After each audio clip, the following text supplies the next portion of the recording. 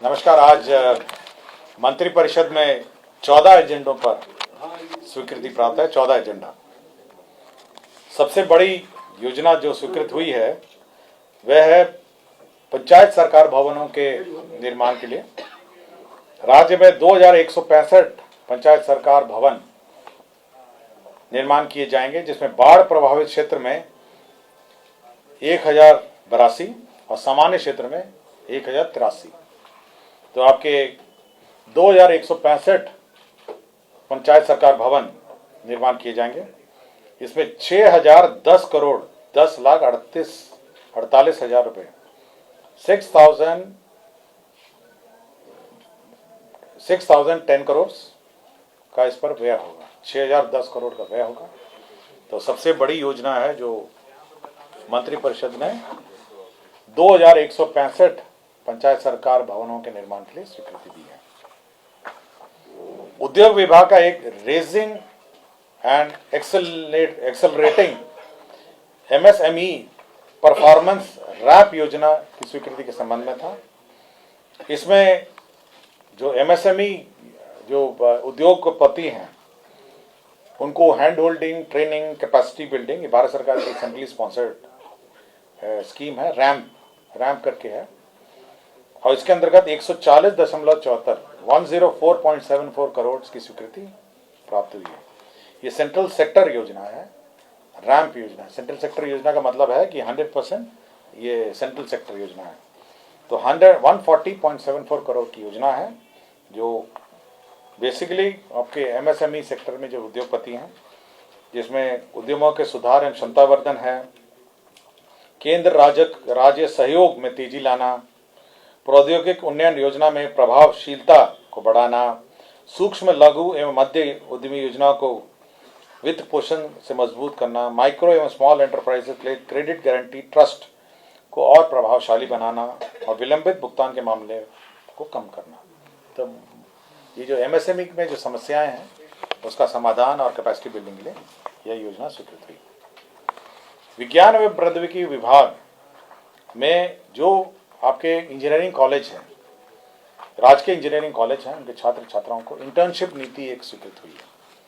Internship नीति के अंतर्गत एक इंटर्नशिप पॉलिसी लाए हैं, जिसमें 10,000 रुपये आपको इंटर्नशिप में दिया जाएगा और तीसरे सेमेस्टर के बाद 4 सप्ताह का, 5वें सेमेस्टर में 6 सप्ताह का और 7वें सेमेस्टर में 8 सप्ताह का प्रावधान किया गया है। और इसमें जितने सरकारी निगम हैं, हमारी सरकारी संस्थाएं हैं, उसमें इंटर्नशिप हो सकेगी। और इनको इंटर्नशिप प्रोत्साहन राशि जो है वो 10,000 रुपये दे होगी। तो ये वन टाइम है। 8 सप्ताह के मतलब विज्ञान प्रौद्योगिकी विभाग द्वारा सातवीं सेमेस्टर में 8 सप्ताह के ऑफलाइन इंटर्नशिप करने वाले सभी छात्र छात्राओं को प्रति छात्र 10,000 रुपये मात्र की राशि प्रोत्साहन स्वरूप दी जाएगी। तो एक प्रोजेक्ट रिपोर्ट भी उनको तैयार करना पड़ेगा, मतलब रिक्वायर्ड टू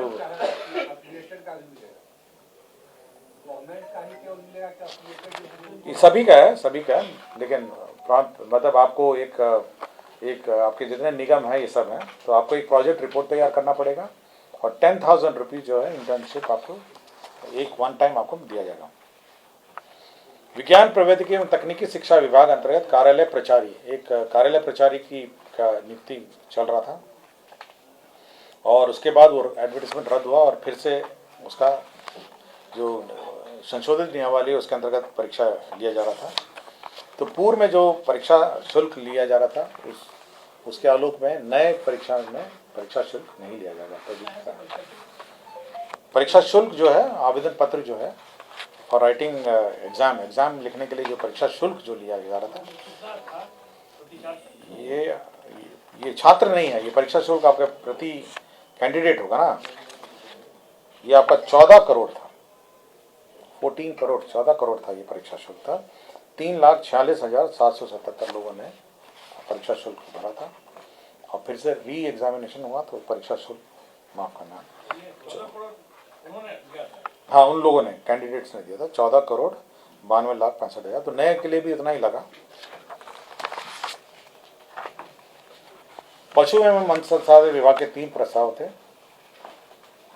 पहला प्रस्ताव था ये बेहतर पशु स्वास्थ्य प्रबंधन एंड आधारभूत व्यवस्थाएं में 193 और केंद्र प्रायोजित राष्ट्रीय पशुधन स्वास्थ्य रोग नियंत्रण कार्यक्रम के अंतर्गत 96 करोड़ और राज्यांश के रूप में 64 करोड़, तो कुल 193.91 करोड़ का 193.91 करोड़ का योजना है। और इसमें जो पशु के डोर स्टेप डिलीवरी, मतलब पशु की पालकों को डोर स्टेप डिलीवरी की सुविधा उपलब्ध होगी। इसका मतलब यह है कि एक ऐप रहेगा और मोबाइल का कॉल सेंटर रहेगा, और कोई भी पशुपालक अगर चाहेंगे तो वो ऐप और कॉल सेंटर के माध्यम से आप सर्विसेज रिक्वेजिशन कर सकते हैं और उनको डोर स्टेप डिलीवरी डॉक्टर्स की और मेडिकल असिस्टेंस उनके पशु को मिलेगी। तो इसमें 193.91 करोड़ का व्यय होगा। दूसरा प्रस्ताव ये था जो प्रधानमंत्री मत्स्य संपदा योजना, जिसमें 1,04,04,90,43,000 रुपये इस ये योजना है, जो ऑनगोइंग स्कीम है। प्रधानमंत्री मत्स्य संपदा योजना जो है 2023-24 के लिए भी स्वीकृत हुई है। और तीसरा है ये RRDF, नाबार्ड के अंतर्गत RIDF लोन के अंतर्गत है, जिसमें 200 अदद एनिमल एम्बुलेटरी वैन, 8 अदद animal lifting and carrying vehicle, और राज्य स्कीम में ये 7/2 का भी पार्ट है। इसमें 41.38 करोड़ होगा। तो 200 एम्बुलेटरी वैन है और 8 एनिमल लिफ्टिंग व्हीकल भी हैं, तो इसके अंदर व्यय होगा।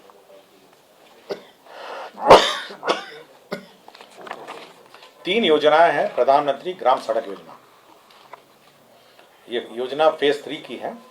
एक किशनगंज जिले की है ठाकुरगंज प्रखंड में, दूसरा दरभंगा जिले के कीर्तरपुर प्रखंड में है, और तीसरा आपका किशनगंज जिले के टेढ़ागाछी प्रखंड में। तो 3 योजनाएं स्वीकृत हुई हैं। एक में आपके 64 करोड़ 67,11,00,000 रुपये व्यय होगा। ये किशनगंज जिले के ठाकुरगंज प्रखंड का रोड है। दरभंगा जिले के कीर्तरपुर प्रखंड में 35,07,49,000 रुपये का रोड स्वीकृत हुआ है। और योजना संख्या ये प्रधानमंत्री ग्राम सड़क योजना किशनगंज में 31,42,00,000 रुपये, तो 3 प्रधानमंत्री ग्रामीण सड़क योजना में स्वीकृत हुए। विज्ञान प्रौद्योगिकी एवं तकनीकी शिक्षा विभाग NIT पटना, आपको याद होगा कि 4 तारीख को माननीय मुख्यमंत्री जी गए थे वहाँ पे, और उन्होंने एक इंक्यूबेशन सेंटर स्थापित करने की घोषणा की थी 4 तारीख में। तो ये B+G+4 basement plus ground plus 4 और फर्नीचर सहित और अन्य जो इंक्यूबेशन सेंटर है NIT का, ये 47,76,00,000 रुपए की स्वीकृति दी है, प्रशासनिक स्वीकृति। ये NIT द्वारा ही संचालित होगा। ये grant in aid science and technology विभाग द्वारा NIT को उपमुक्त किया जाएगा, और B+G+4 की बिल्डिंग होगी और फर्नीचर सहित होगा। आगामी लोकसभा चुनाव निर्वाचन में 2024 और 25 में जो पर्सनल मैनेजमेंट है सॉफ्टवेयर जो है, जिसके माध्यम से इलेक्शन पर्सनल का डिप्लॉयमेंट होता है, मॉनिटरिंग होता है, वह NIC द्वारा उनकी संस्था NICSI से कराए जाने का निर्णय लिया गया है। इसकी अनुमति दी गई है इलेक्शन विभाग को नॉमिनेशन के आधार पर। नगर विकास विभाग में जो नगर निकायों के लिए वाणिज्य कर विभाग द्वारा पेशा कर, जो आपके पेशा कर जो वसूली होती है, उसे 75 करोड़ जो है वो विभिन्न नगर निकायों को विमुक्त करने के लिए प्रस्ताव आया था। ये नगर विकास एवं आवास विभाग का है। और अंतिम एजेंडा ये था कि योजना एवं विकास विभाग का, जिसमें राज्य योजना अंतर्गत जो कार्यरत बिहार मौसम सेवा केंद्र जो सृजित पद हैं, ये पहले योजना मद में थे और हर 5 साल इसको रिन्यू होना था। अब एक गैर योजना मद में स्थानांतरित कर दिया गया। ये योजना को ही स्थानांतरण गैर योजना में कर दिया गया है। इसमें 10 हैं आपके जो प्रशासनिक पद हैं, और तकनीकी विशेषज्ञ पद 43 है। तो मौसम विज्ञान केंद्र, आपको जानकारी होगा, मौसम विज्ञान केंद्र का एक ऐप भी है जिसके माध्यम से टेम्परेचर और वेदर की जानकारी मिलती है। तो 43 हो गए आपके एक्सपर्ट, और आपके जो क्लरिकल और एडमिनिस्ट्रेटिव स्टाफ हैं वो 10 हैं।